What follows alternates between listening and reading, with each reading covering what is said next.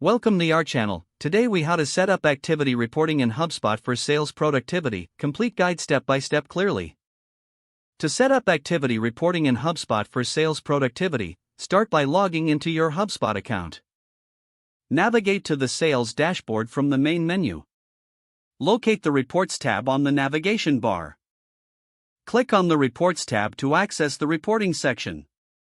Select the Create Report option to start building your custom activity report.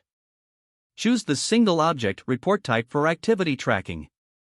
In the data source options, select engagements to focus on sales activities. Click on Next to proceed to the report builder screen. Drag and drop relevant properties such as activity date, type, and owner into your report. Utilize filters to narrow down the data to specific activities by selecting the filter icon. Set filters based on criteria such as date range, activity type, or team member. Once your filtering criteria are set, click on Apply Filters to refresh the report.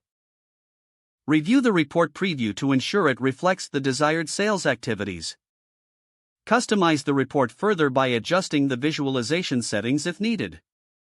Select chart types like bar charts or tables to provide visual context to the data.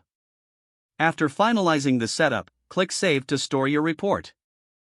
Name your report accordingly for easy identification in the future. Choose the folder where you'd like to save the report for organizational purposes. Finally, decide to either share the report with your team or keep it private. With the activity report set up, you can now access it anytime from your report's dashboard. Regularly review and adjust your report settings to ensure it meets your changing needs. If the page does not load, refresh the browser or try again in a private or incognito window. Make sure you are using the correct email address, then retype it carefully to avoid small typos. If your password is not accepted, use the reset option and create a new strong password you can remember. Check your spam folder for verification or security emails, then complete any requested confirmation steps.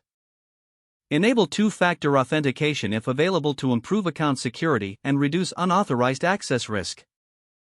After signing in, review your profile details so your contact information and settings are accurate and current. If you see an error message, note it down and try again after restarting your device and internet connection. Don't forget to like this video and subscribe to our channel for more step-by-step tech guides.